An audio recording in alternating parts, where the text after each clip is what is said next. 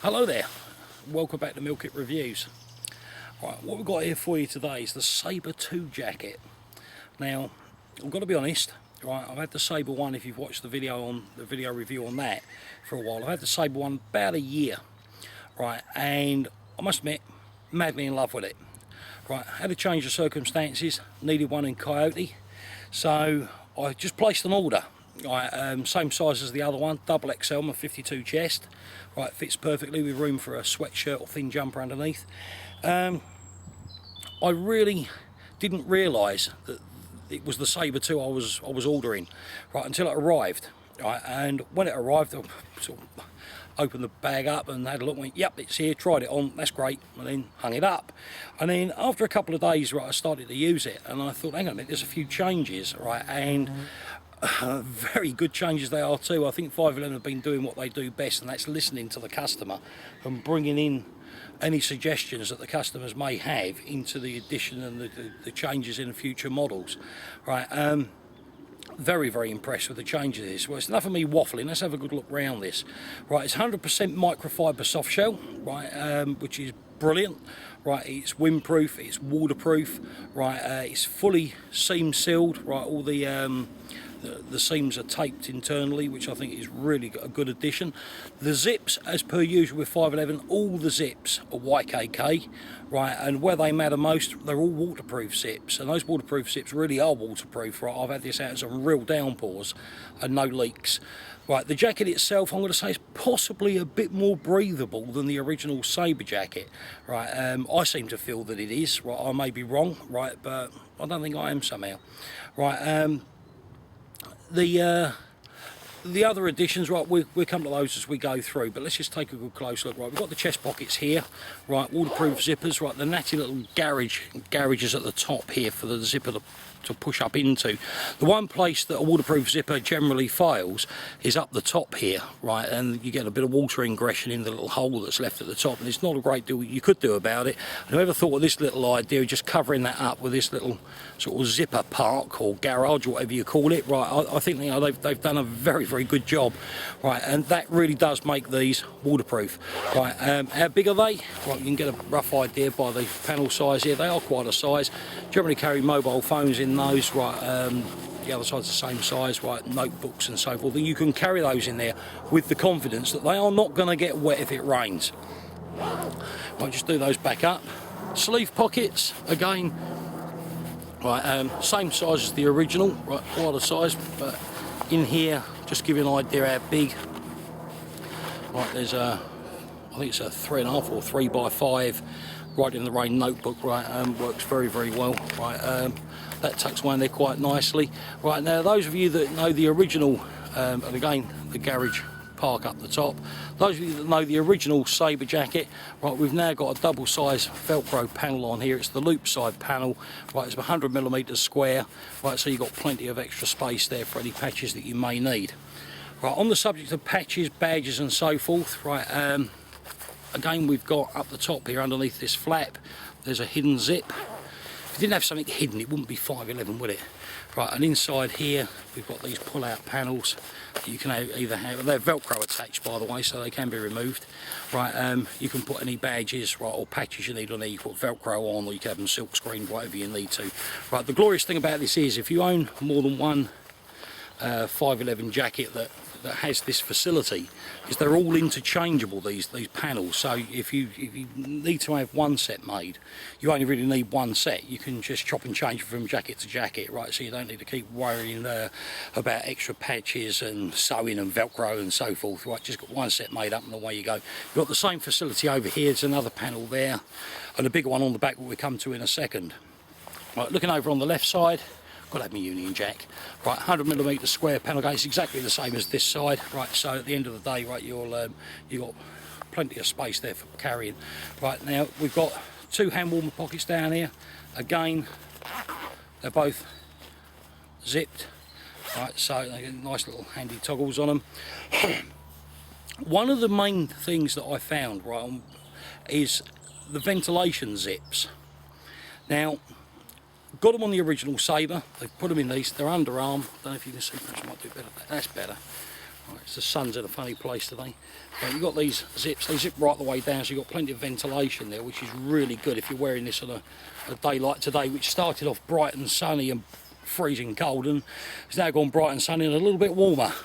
Right, but you've got those and they zip right the way down to the bottom. But the one thing that really has made a massive difference in this jacket, right, and whoever thought of this deserves 10 gold stars. I'm going to have to adjust the camera angle on this, so please bear with me a second. Let's just see if I've got that about right. Right, when we look down the bottom here, we used to have just a normal zip and up it will pull. Now that was good, but that did have a tendency on the odd occasion, right, just to ride up a little bit. Right, nothing much, maybe an inch, but that was it. Now, there's been a change here.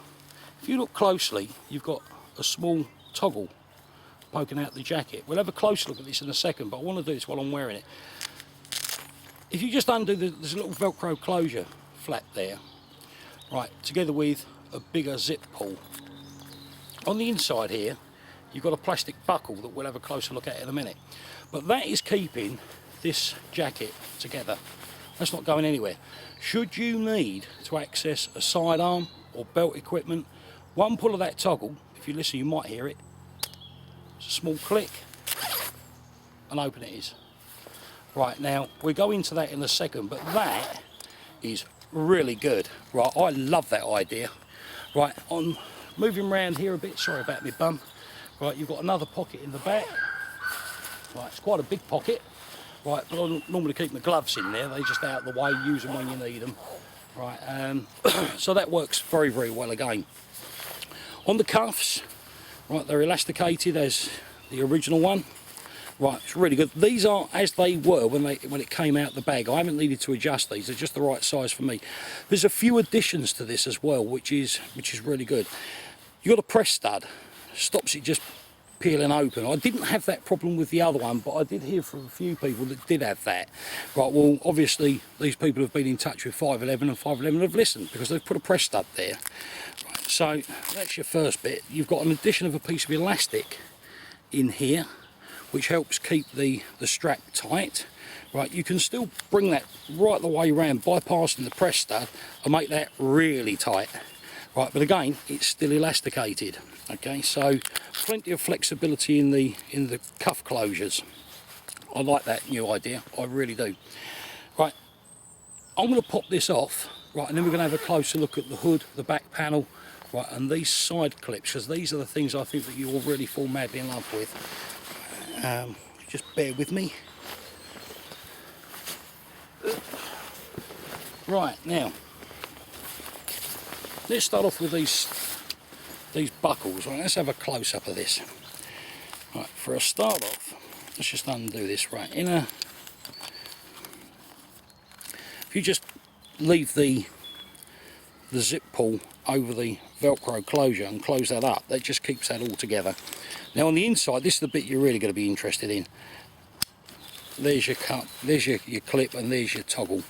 Right, now if we just pull that has undone the toggle, the quick release buckle, and there we are. Now let's have a close look at this buckle. This is so simple but so ingenious. I think it's brilliant. You can see how the toggle attaches to the buckle with the cord. Right, and I hope you can see this. Right, if you pull on that toggle, you can see that it pulls the clip on the buckle, and there it is done up, and there it is undone. Right, you do that up, that is absolutely rock solid. Right, we just zip that up now, pop that back on there. Right, fantastic idea, brilliant, love it. Sorry. Moving around to the back of the jacket, we just move that camera up a bit. That's better. Right, here we've got the zip panel across the back with a much bigger panel there. You've got plenty of room there to go and put on whatever patches you want. Right, this back panel serves as it's big, it goes right to the bottom of the jacket. Right, this back panel serves as a storage pocket for the hood. Right, now the hood itself, there's been a lot of improvements to the way that this attaches. On the old one it was just Velcroed. This one we've got a zip and Velcro there as well. Undo the zip, right, the Velcro panel tucks up inside so it looks like a perfectly normal collar. Right, and the Velcro closures on each side here around at the front. You've got a volume adjuster right on the back of the hood. Right, pull on that and that really cinches that hood down nice and tight on your head. So, I mean, should you have problems with a windy day or whatever, you've also got additional adjustment on the front of the hood as well. Right, if we just take this hood off for a second, because it's attention to detail that makes 511, in my opinion, a winner when it comes down to tactical clothing. Right, it's a lot of people go, oh, you know, it's a bit expensive, yeah, but hang on a bit, you get what you pay for. Right, and that is the main difference with all of this. Right, so if you unzip that, just tuck that away. I mean, normally you'd just been left with a zip at the back there, but oh no, not with 511. Let's just put a little flap in there, so we can tuck that zip away. And hey presto, who'd ever know that this has a detachable hood? Right, I'm just going to slip this jacket back on a second. Just that's out the way. Right, we'll have a quick look at the inside then, but I just want to concentrate on this hood for a second. Just give you a closer look at that. Again, even on the hood attachment, it's a YKK zipper. Right, your Velcro in places, in the ends there. There's your volume adjuster. That volume adjuster runs a cord all the way through and up to the base of the peak. That's on both sides. So you can just imagine how that's going to pull that down nice and tight. It's going to keep it just in the place where you want it. Right, now I'm just going to pop this out the way. Put that down there for a second. The inside of the jacket, got inside pockets again. This one's Velcro closed.